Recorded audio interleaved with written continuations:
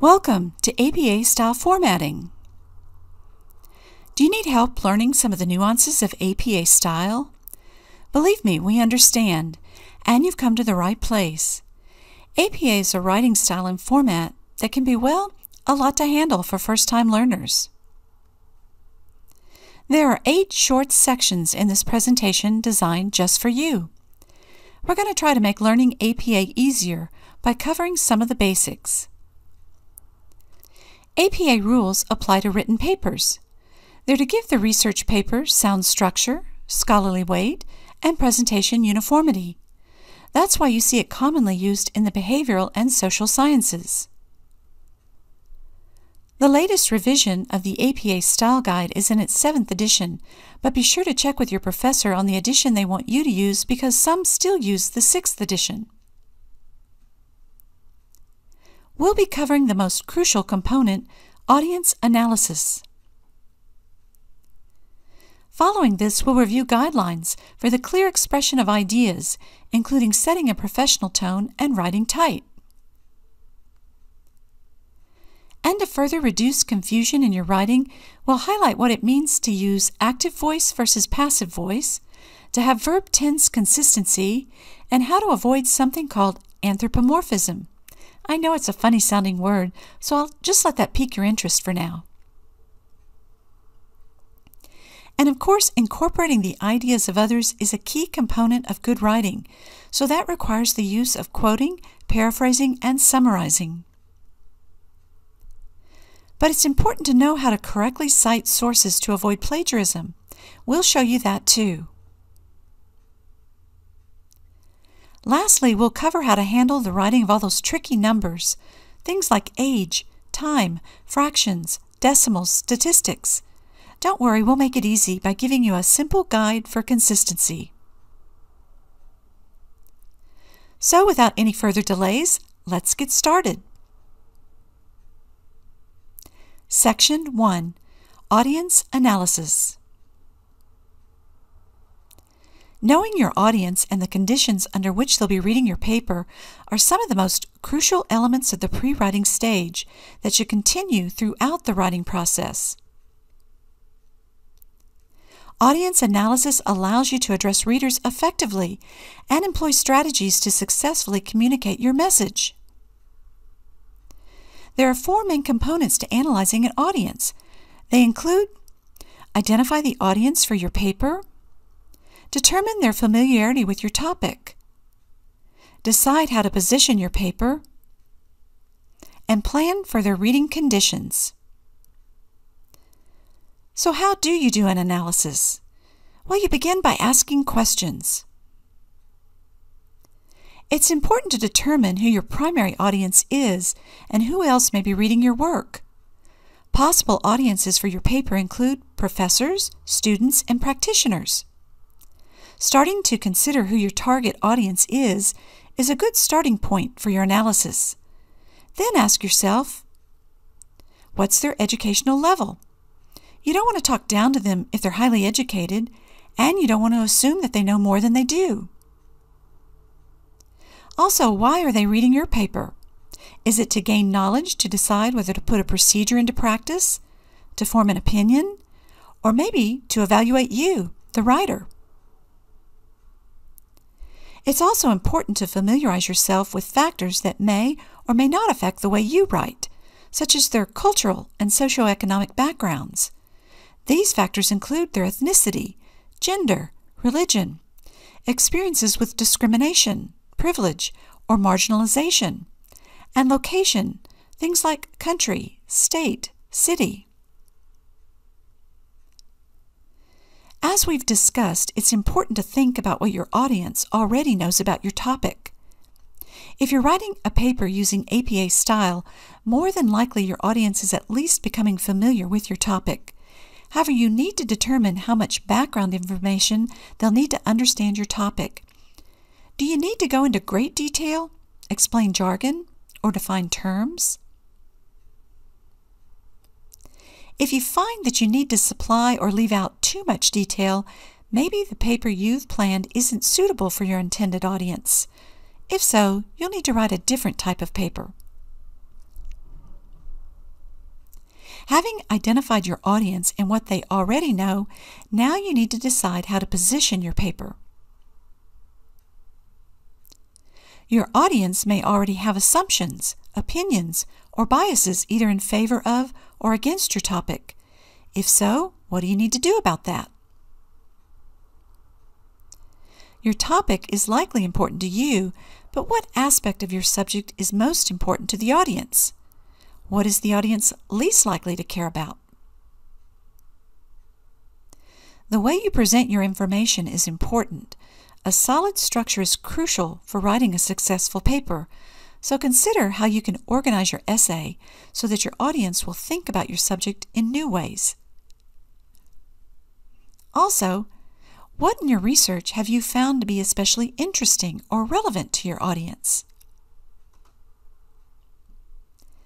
Now that you've identified and analyzed your target audience and pondered how to position your paper, you must consider the conditions in which your audience is reading your paper. How will these conditions affect how you write your paper? To begin, think through these questions. Is your audience reading your work voluntarily or involuntarily? When and where will they be reading your paper? What might their reading environment be like? How much time do they have to read the paper? And what type of publication will your work appear in? This may affect the respect they give your paper. Is it for scholars, decision makers, practitioners, or just for general interest? By considering the 4 main components to analyzing an audience while you're in the pre-writing phase, you'll be better prepared to begin writing.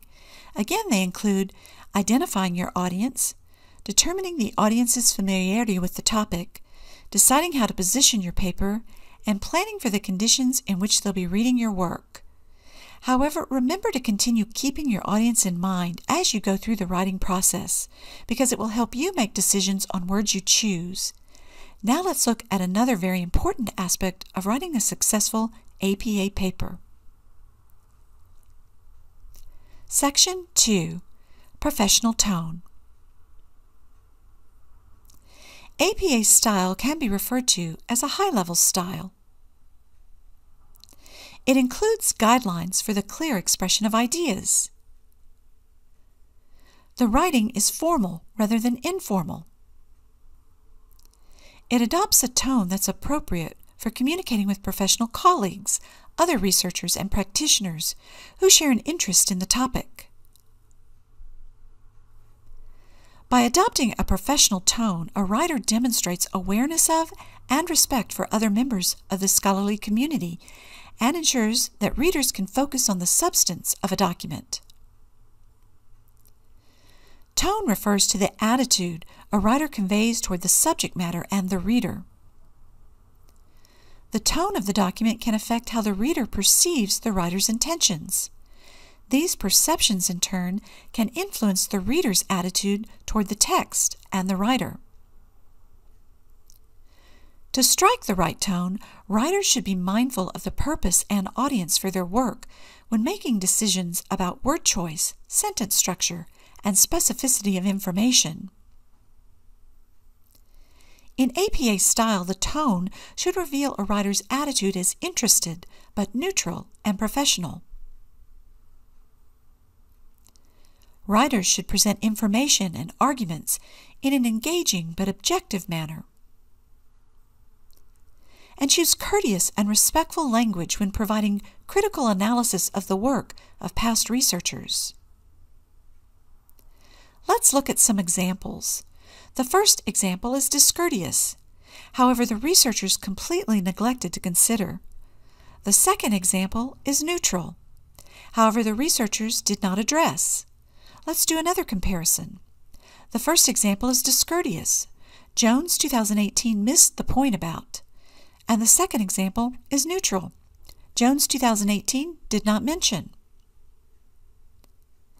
In those examples, the first version appeared to reveal assumptions and judgments about the previous researcher's intentions or abilities. The revised neutral versions presented the same criticism but without the subjective and unduly harsh tone. Another way to ensure a professional tone is to avoid the use of cliches and colloquialisms, which cannot be universally translated and might confuse some readers. Instead, use straightforward and literal language, which tends to also be the more efficient way of saying something. A lot of times when we enter into the realm of academia and need to start writing papers, it becomes challenging to write because we want to write in the same way that we speak. But that's actually not a good way to write because we're now writing for different audiences.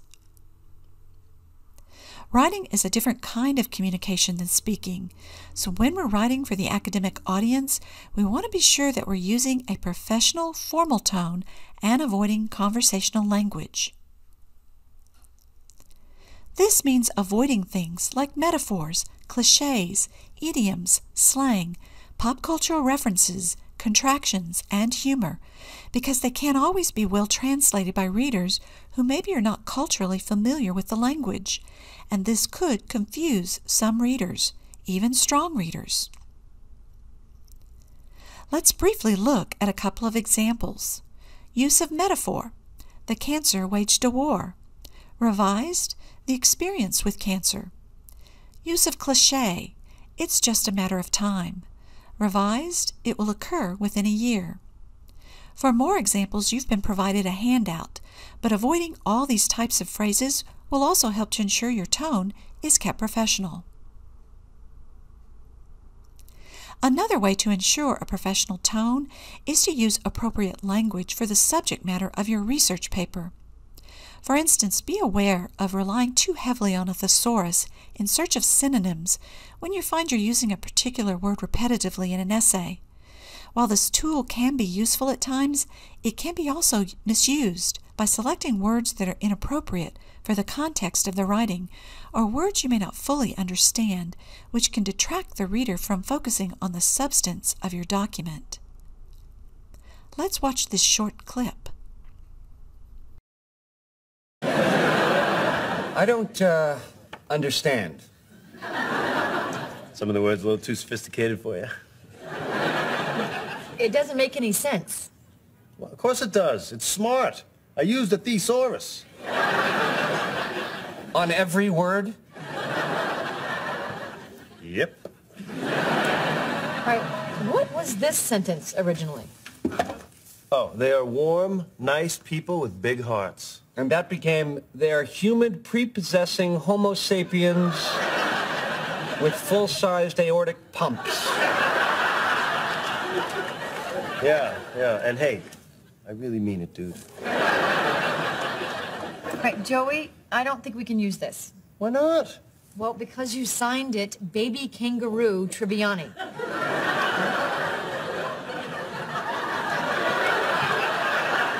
Honey, why don't you stop worrying about sounding smart and just be yourself? You know what? You don't need a thesaurus. Just write from here. Your full-sized aortic pump. To maintain a professional tone, ask yourself these questions. Do I know the exact meaning of this synonym? Does it really fit what I'm saying, or will it change the meaning? Does it sound right as the replacement word?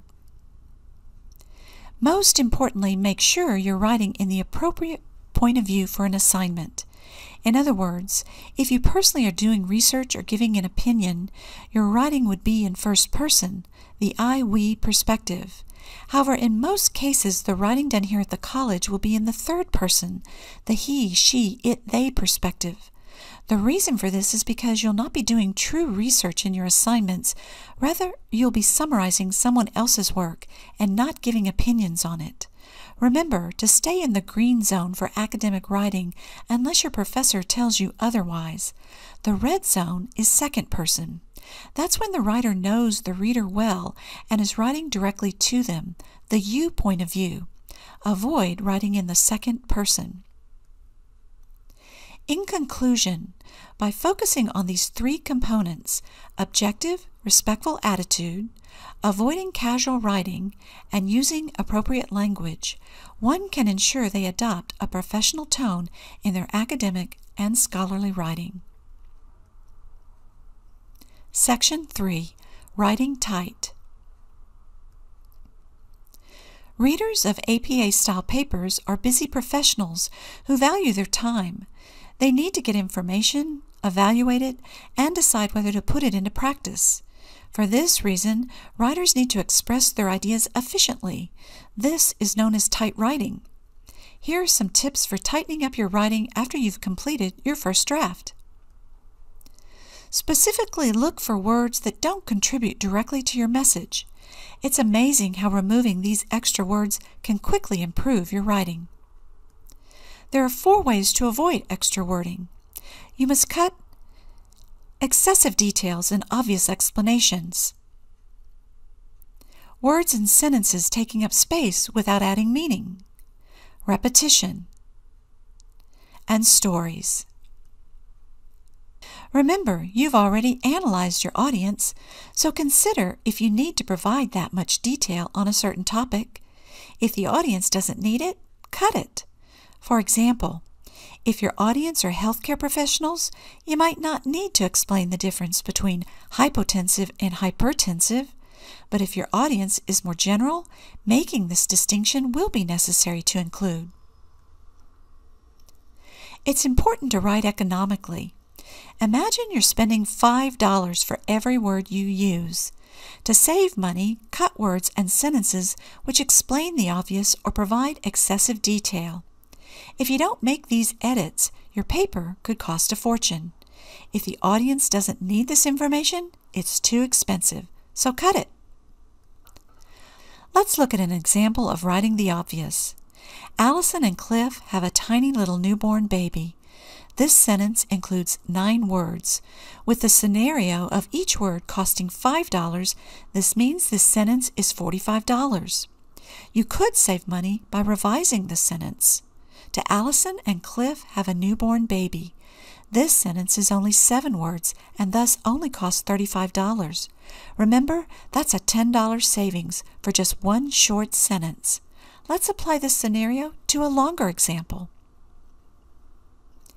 In this example, the problem is excessive detail. After ordering my new prescription glasses and waiting 10 days, the Postal Service lost them. I called the company, but they made me wait another week to see if they'd be delivered late before ordering another pair. Then I was told it would take another 6 days to make me a replacement pair and ship them to me. By the time I finally got them, it was almost a month. This paragraph includes 71 words and would cost you $365. That's a lot of money. Let's see how much a revised version can save us. The Postal Service lost my new prescription glasses, so it was a month before I finally received them. This is only 18 words, which would only cost $90. That's a savings of $275. It's important to note that while you want to cut words and save money, you must not cut too much that you lose important details. To identify places in your paper that could make it more concise, consider these tips. Writers often use words that don't add meaning. This might help you reach a word count, but your paper and grade will suffer from the lack of proper sustenance. Here are some common words and phrases that can usually be eliminated. Things like in order to, very, really, specifically, basically, just, not to mention, because of the fact that. Now let's see what writing looks like before and after cutting the junk. There are some businesses that do not publish mission statements. A revised version of this sentence would look like, some businesses do not publish mission statements. As you can see, there are and that don't add value to the sentence, so cut them. Now let's discuss another common writing mistake that can muddy up your paper, puzzling pronouns. You need to make sure your pronouns, such as she, he, it, and they, relate directly to the nouns that went before it. For example, Tomas and Charlie went to the bookstore, but he could not find what he wanted. Wait, who couldn't find what he wanted? In the example, the reader doesn't know if it was Tomas or Charlie who couldn't find what he was looking for. Sometimes we even see in papers they went to the bookstore, but he couldn't find what he was looking for. Make sure you define that person before using the pronoun he. Now let's clear up this confusion. Tomas and Charlie went to the bookstore, but Charlie couldn't find what he wanted. Now your reader knows which person you're referring to. However, a sentence will be cumbersome if you define the noun repeatedly. For example, Lee practiced Lee's presentation all evening, so Lee would perform well the next day. To revise this sentence, use pronouns. Lee practiced her presentation all evening, so she would perform well the next day. One final note on pronouns. There is a singular use that's appropriate for they, them, their, which is endorsed as part of the APA style because it represents inclusivity of all people and helps writers avoid assumptions about gender, as noted in this example. For them, it's important to embrace their full human diversity beyond arbitrary gender roles. Now let's look at cutting repetition. Writers sometimes use redundant words in their writing, such as the end result was. Since the result of something occurs at the conclusion, the word end is unnecessary, so cut it. Be on the lookout for redundancies in wording. For example, the binder was blue in color. A more concise way of saying the same thing is, the binder was blue. Also, in APA style, it's important not to wander into stories. Stories tend to be longer than necessary, use language more appropriate for fiction, and may stray from your primary message. You will be surprised when you go back to edit and realize how much you can tighten up your writing. Remember to cut out words that provide excessive detail or explain the obvious, words and sentences that take up space but don't add meaning, repetitive words and information, as well as stories. Tight writing gets rid of inessential wording which can cloud your message. Don't be afraid if your paper is a little short on words, as long as each of those words count. Get in the habit of making less be more. Remember, with every cut of unnecessary information, you're saving money, which in the real world will translate to a clearer paper and higher grade. Section 4. Active voice versus passive voice. Now we're going to discuss the difference between active and passive voice and when to properly use each form in APA writing. In writing, voice describes the relationship between a verb, the subject, and the object associated with it. Voice tells us two things: whether the subject in a sentence is performing an action or whether the action is being performed on the subject. In active voice, the subject of a sentence is doing the action. In the following examples, the subject of the sentence is in yellow, the verb or action is underlined, and the object is in green. Researchers surveyed participants. Scientists studied global warming. Nurses observed changes in patient care. In each of these sentences, the subject does the action of the verb, and the object of the sentence receives that action. Thus, the focus of an active sentence is on the subject and what it is doing.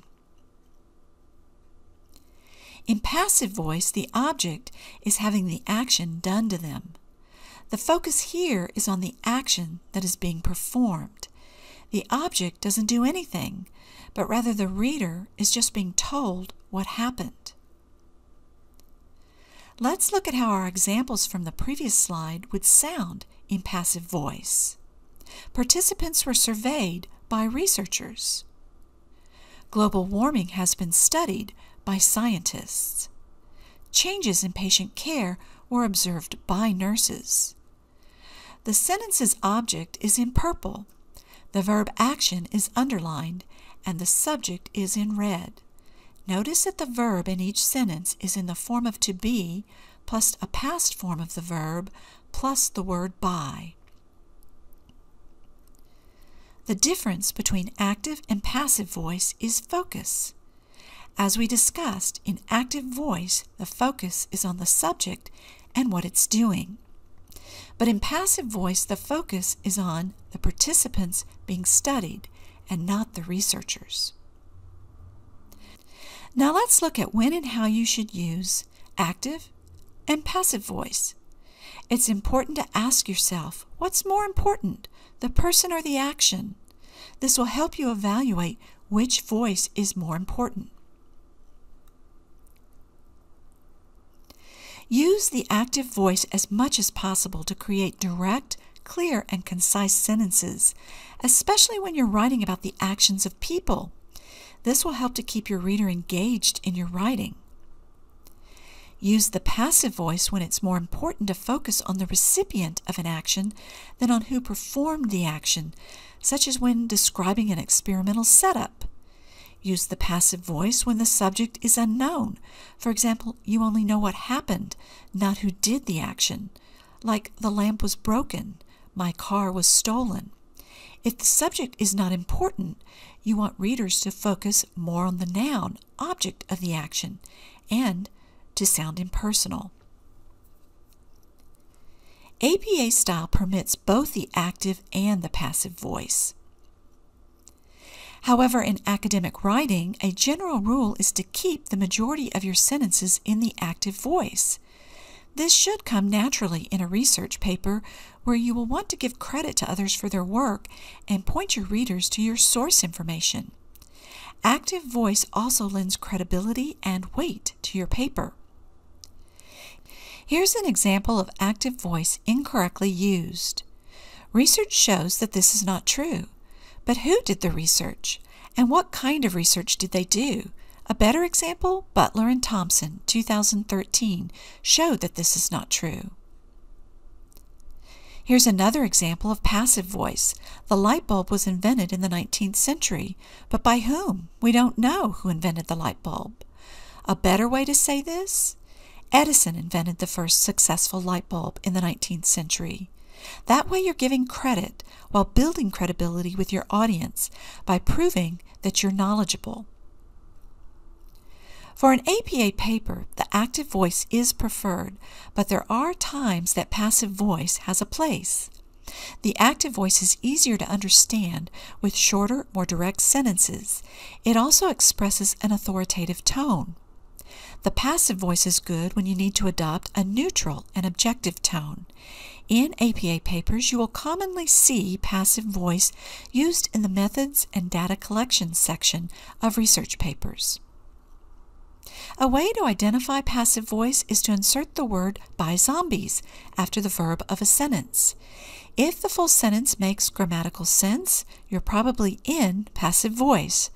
This trick is not a strict rule, but it can be helpful in identifying sentences that could be strengthened. For example, the interview was conducted by zombies.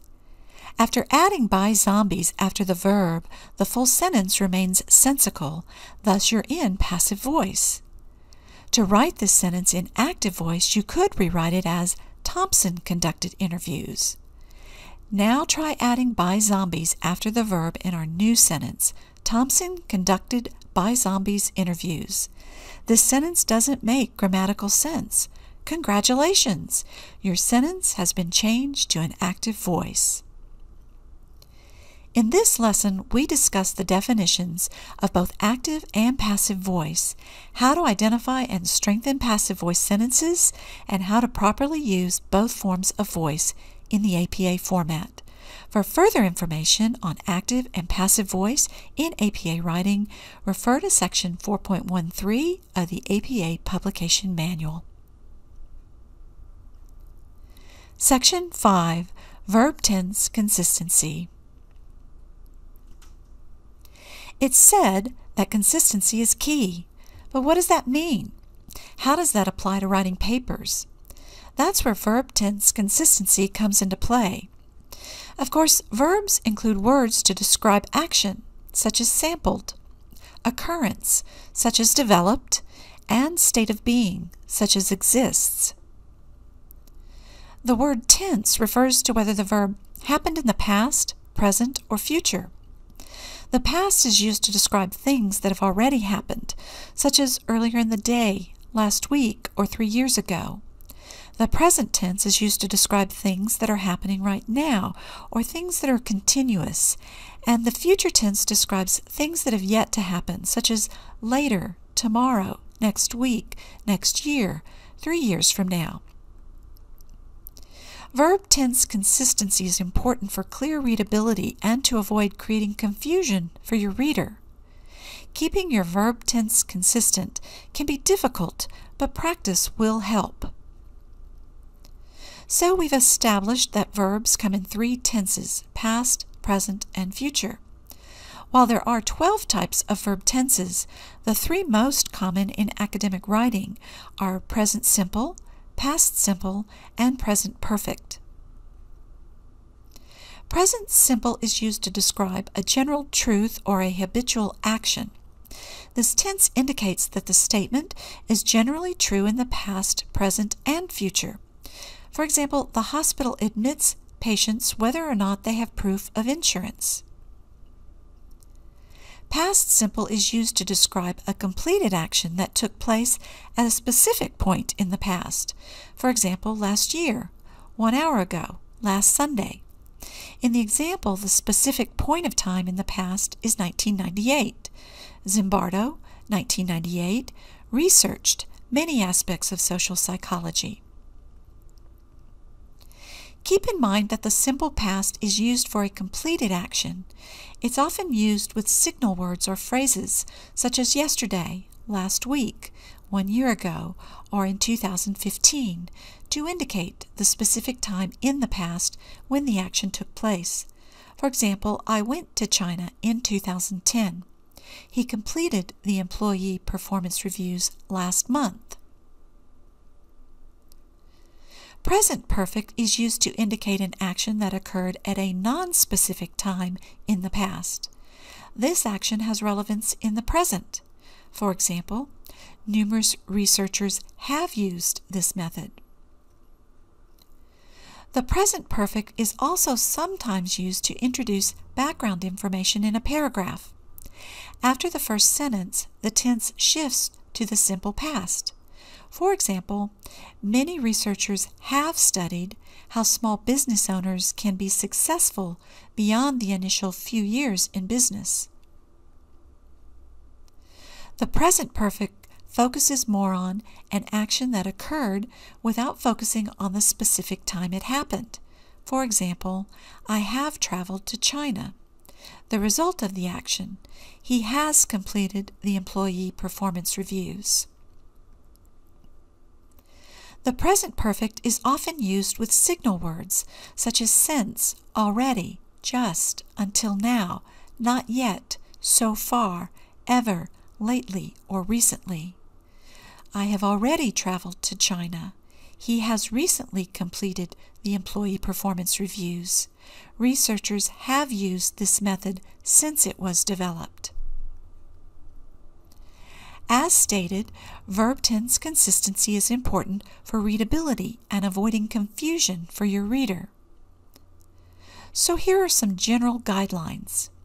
Don't shift from one tense to another if the time frame for each action or state is the same. And establish a primary tense for the main discourse and use occasional shifts to other tenses to indicate changes in time frame. When deciding if you should shift the tense of a sentence, think about if the sentence includes a report about what another person said or did. Past tense makes sense for what the researcher has done. So let's look at a few examples. Baker, 2015, conducted the interviews, then transcribed them, both past tense. Harrington, 2014, found that the survey participants drink an average of 2.2 cups of coffee per day. This sentence includes past and present tenses. The researchers explained that identifying a cause will be difficult. This sentence includes past and future tense. Use present tense to state facts, to refer to perpetual or habitual actions, and to discuss your own ideas or those expressed by an author in a particular work. Future tense may be expressed in a variety of ways, including the use of signal words like will, should, is going to, are about to, tomorrow, and other adverbs of time, and a wide range of contextual cues. For example, further research will be necessary. Nurses should. APA formatting calls for consistency and accuracy in verb tense usage. In other words, avoid unnecessary shifts in verb tense within a paragraph or in adjacent paragraphs to help ensure smooth expression. A few more helpful rules are to use the past tense, for example, researchers presented, or the present perfect, for example, researchers have presented, for the literature review and the description of a procedure if discussing past events. Use the past tense to describe the results. For example, test scores improved significantly. Use the present tense to discuss implications of the results and present conclusions. For example, the results of the study show. Of course, when explaining what an author or researcher wrote or did, use the past tense. Patterson, 2012, presented, found, stated, discovered. However, within the same sentence, you may need to shift to the present tense if research findings still hold true. King, 2010, found that revising a document 3 times improves the final grade. Smith, 2016, discovered that the treatment is effective. In conclusion, one way to achieve the concise, clear voice required for APA format is to keep your verb tenses consistent. This will help you to clearly convey your points and avoid creating confusion for your reader. Remember, in an APA paper, your reader should never have to stop to think about what you're saying. Your structure should be easily followed. Section 6. Anthropomorphism. Anthropomorphism is when people assign human emotion and behavior to other creatures and even inanimate objects. Human characteristics get applied to all kinds of things. Just ask any car owner. The most common examples often include our pets, such as dogs and cats. These domesticated species are sometimes considered to behave and even think like us.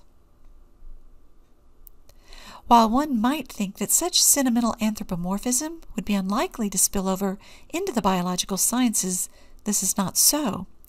Humans have an uncanny ability to make a pet of almost anything.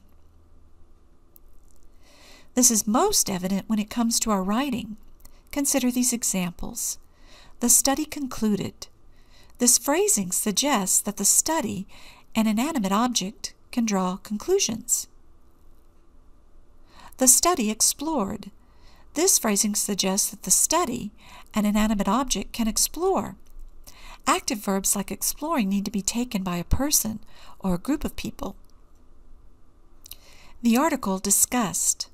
Again, this is an active verb that involves a very human action. Discussing, talking, and speaking are verbs that it only makes sense for humans to do. As you can see from those examples, the problem is that when anthropomorphism shows up in writing, the subject of the sentence is incapable of performing the action of the verb, and this is what can lead to confusion or lack of clarity. As such, APA style recommends avoiding anthropomorphism, but notes that many acceptable constructions in widespread use don't constitute anthropomorphism because they don't impede understanding or mislead readers. So what are those constructions? The results suggest. This is acceptable because it's a common phrase. In fact, certain verbs in common usage can be paired with theories, studies, results, and other aspects of research without leading to any confusion. And here's a list of those verbs to become familiar with, and we've provided you a handout to use for reference.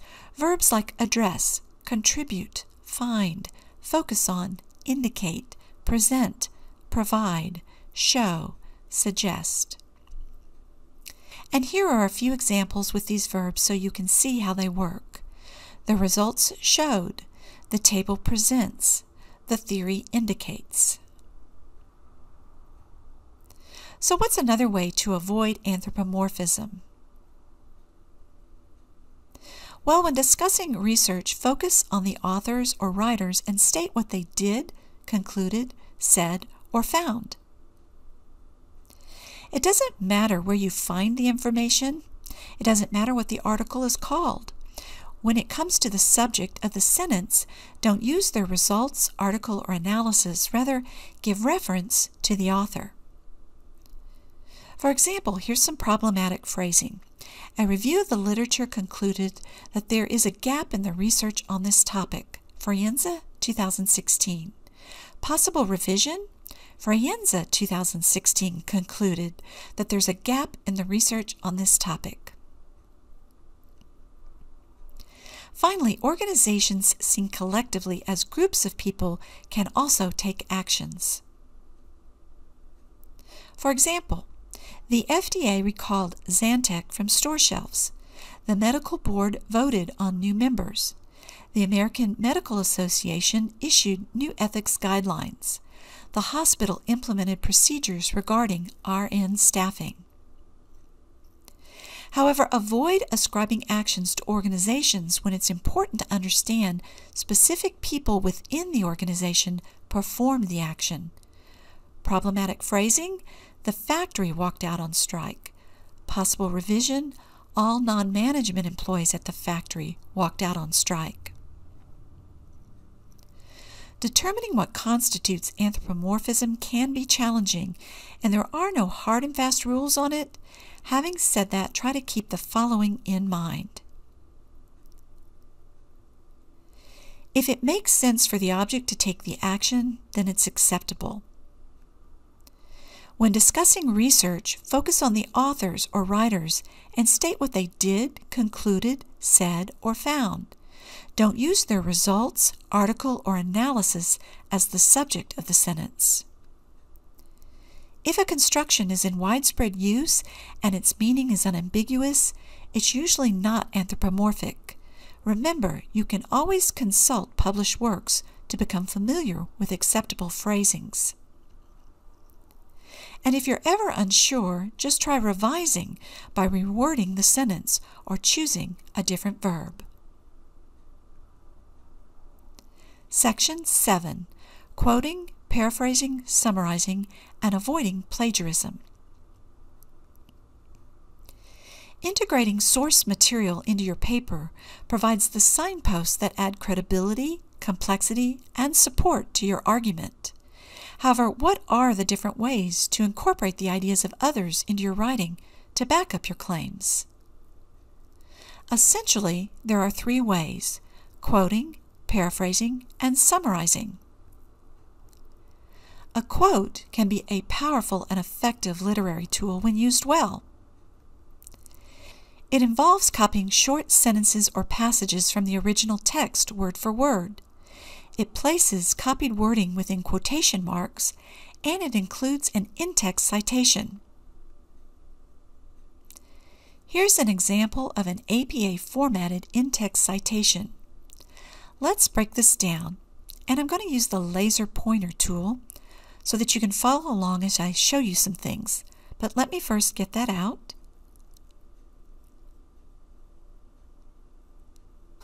Okay, so quotation marks are placed around the wording that was taken from the original text.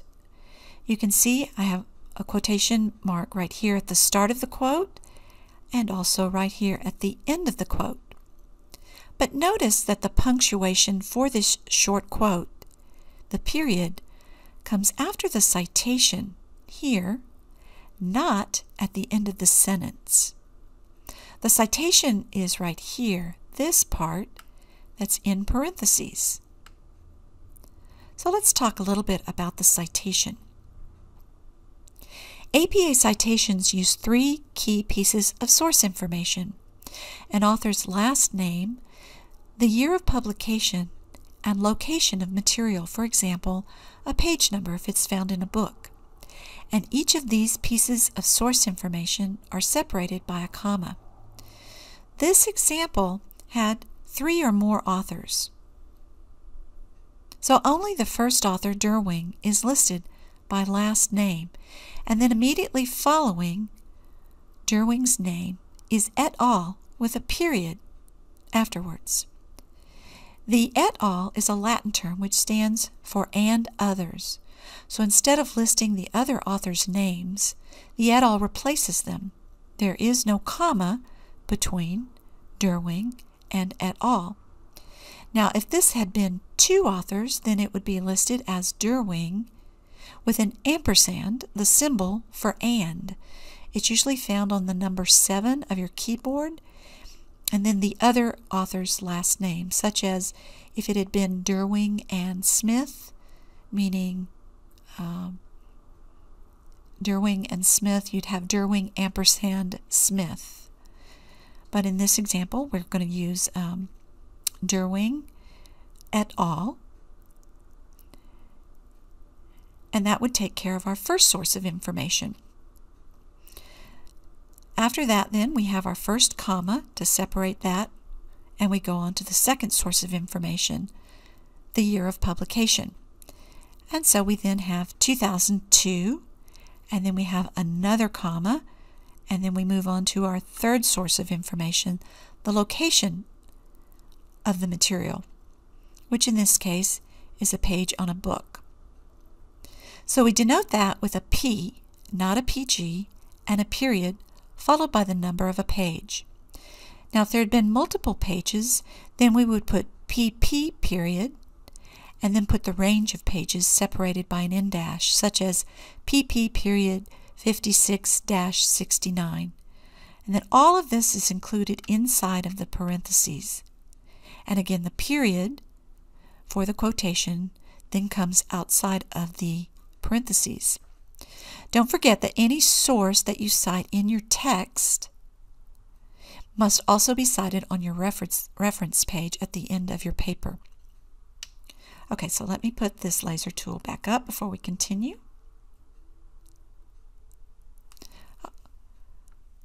All right, there we go. Some of the reasons you might use a quote include to support a claim in your writing, to provide evidence for the points you're making, to introduce an author's position on a paper. When quoting, follow the ICE technique, which stands for introduce, cite, and explain. Here are examples of what it means to introduce the quote. You could start by first stating the author's last name with the year of publication in parentheses, and then follow that with a signal verb in the past tense. For instance, Jones and Chavez, 2010, duplicated, or Jones et al., 2010, further described. The page number would then be added at the end of the sentence in parentheses.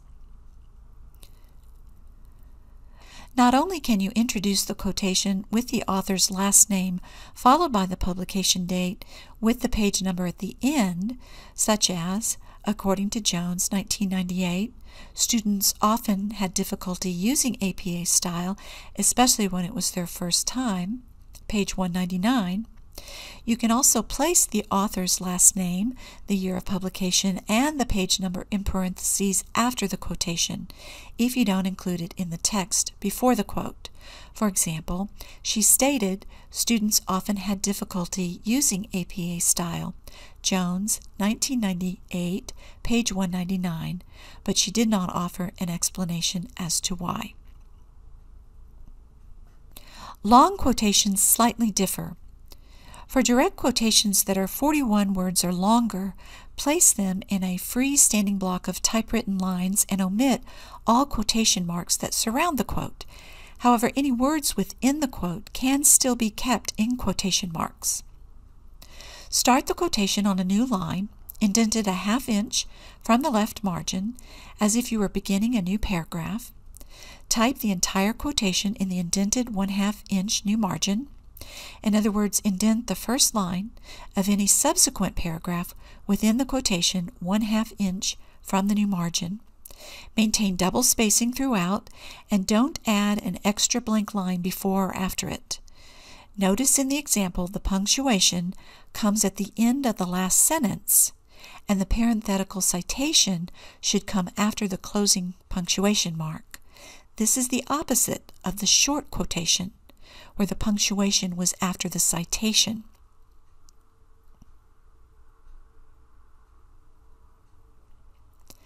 The last step in the ICE technique is to explain the significance of the quote to your paper. Using signal phrases to begin your comment is helpful. Explain how the quote contributes to what you're trying to prove or the point you're making. Here are examples of signal phrases you might use. X is insisting that. What X really means by this is, essentially, X argues. What X really means is, to put it another way, in summary. Finally, avoid using too many quotes in your paper because you crowd out your own ideas. Also, avoid using long quotes, as professors want to see that you understand the material by writing in your own words, rather than copying and pasting large passages of someone else's words. But if the original quote is too long and you feel that not all the words are necessary in your own paper, you may omit part of the quote. Replace the missing words with an ellipsis, 3 dots. Just make sure that the context of the passage is not changed. Similarly, a word can be added to a quote with the use of brackets if the context of your quote might be unclear. A second way of incorporating someone else's ideas into your writing is paraphrasing, which involves these 3 things. Puts a section of a text into your own words, changes the words and phrasing of the original text, but keeps the original meaning of the text, and, just like quotes, it also includes an in-text citation.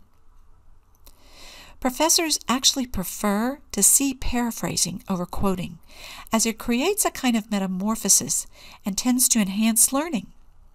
They can also better evaluate whether you understand the material. A suggested method to follow for paraphrasing includes skip the introduction if there is one, skim the article, don't make highlights, put the article down and walk away from it, rewrite what you think it said, reread the article to see how accurate your understanding was, and then make any necessary adjustments. And again, paraphrasing still requires you to cite the source with an in-text citation. The only difference here is there are no quotation marks with paraphrasing. Here is an example of an original version of a paragraph from Nancy Wollock's book Women and the American Experience, A Concise History. Next to it is what a paraphrased version of the quoted paragraph would look like, along with an APA in-text citation.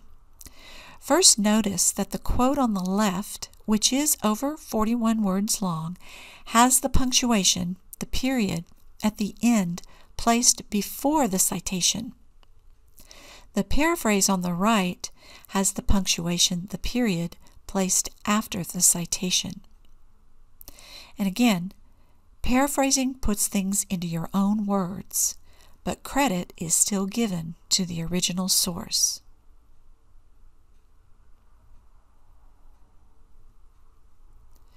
The third way to incorporate another's ideas is summarizing, which involves stating the main ideas and findings of a text into your own words. It presents a general overview, so it's usually much shorter than the original text, and it also includes an in-text citation. You will use a summary when a passage from a source is too long to quote or paraphrase, when only the main ideas of a source are relevant to your paper, and when the details in a text might distract, overwhelm, or confuse readers. A suggested method to follow includes: read the original text until you're familiar with it, then read it again. Locate the key ideas and ignore minor details. Make notes about the main points, leaving out examples, evidence, etc. Without the text, rewrite your notes in your own words. Restate the main idea plus all major points. Use your own words to write the summary or the final findings of the work. Don't give opinion and stick with the facts. And again, like quoting and paraphrasing, did you remember to cite the source with an in-text citation? By effectively incorporating the ideas of others via quoting, paraphrasing, and summarizing, students can strengthen their arguments and add credibility to their writing. However, they must be very careful to always cite their sources. Most students don't intend to plagiarize, and actions more often fall into the gray area. The gray area is an ill-defined situation that can feel surprisingly uncomfortable because there can still be consequences to honest mistakes. It can be a little like an episode from The Twilight Zone. If you make a habit of developing some safe practices, you'll not only avoid plagiarism but actually improve your study skills. As you do any research, clarify information from your teacher or librarian. Paraphrase or reword information. Be organized and give yourself plenty of time to do research. Keep track of all sources for reference by keeping a separate document that tracks source information you'll be using, like URLs, books, article titles, and page numbers. And the main key to avoiding plagiarism is to simply give credit where credit's due. In summary, quoting, paraphrasing, and summarizing should be key features of your academic writing. Just remember to keep track of and properly cite your sources, and you'll be well on your way to a successful paper. Section 8. How to handle numbers in writing. We've already covered quite a bit of material related to APA style, but there's one additional area that can differ significantly depending on formatting style followed. It's the rules for handling numbers. But there's one rule with which everyone agrees, and it's that you need to have a consistent theme in your use of numbers when writing. So that's exactly why style guides exist, to make up for any ambiguity. In general, APA Style 7th edition has a basic numbers rule which calls for numbers up to 9 to be written out in words, and numbers 10 and higher to be written in numerals. However, there are exceptions to this basic numbers rule, and to more easily review these, Tracy Giuliani from Southwestern University has created a Numbers and Statistics Quick Guide, which we'll use today. So let's talk about numerals first. Use numerals for the following: statistics, units of measurements, times, ages, dates. Also use numerals for scores and points on a scale, exact sums of money, numbers denoting a place in a numbered series, parts of a book, tables and figure numbers. Next, use words written out, such as 1, 2, 3, etc., for the following: numbers beginning a sentence, headings or titles, common fractions, and universally accepted phrases like the 12 Apostles. When you need to combine numerals and words to express back-to-back numerical modifiers, here's how that would look. 10 7-point scales, 2 two-way interactions. This is how commas are handled in numbers. Use commas between groups of 3 digits in most figures of 1,000 or more. Don't use commas with the following: page numbers, binary digits, serial numbers, temperature degrees, degrees of freedom, acoustic frequencies above 1,000. And whenever plurals of numbers are needed, add s or es without an apostrophe to form plural numerals or words. For example, 4s, 6s, 1950s, m's, p's. But don't make symbols or measurement abbreviations plural. For instance, 3 centimeter, not 3 centimeters as in CMS. And for decimals and statistics, just use the guide that we've provided you as a handout to look up more specific information when you need it, because that's what the guide's for. In summary, referring to the quick guide as well as APA Publication Manual sections 6.32 to 6.35 on using numerals versus words will ensure that you're consistent with the standards set forth for APA style. A quick review. So this wraps up some of our tips on the function of APA formatting, which, as we said at the start, was designed for written papers and to give the research paper sound structure, scholarly weight, and presentation uniformity. We discussed the most crucial component, audience analysis. And for the clear expression of ideas, we talked about the importance of setting a professional tone and writing tight. And to further reduce confusion in your writing, we highlighted what it means to use active voice versus passive voice, to have verb tense consistency, and how to avoid anthropomorphism. Incorporating the ideas of others requires the use of quoting, paraphrasing, and summarizing, but it is important to correctly cite sources to avoid plagiarism. And using a guide is the trick for consistency when writing numbers, so we've provided you one. For further information on APA style, you can visit the Trinity River Writing and Learning Center's Blackboard page. Resources can also be found on the TCC Library's website. You can also find information on the OWL, which is at owl.purdue.edu, and the American Psychological Association website. So that's it. We've given you a lot of resources on this topic, but there's one more that we'd like to mention. Please know that you can always make an appointment with the Writing Center for more help. In fact, we'd love to work with you. And until then, keep on writing with style. And if you wouldn't mind taking a quick moment, please go to our short survey and give us some feedback. Thanks so much.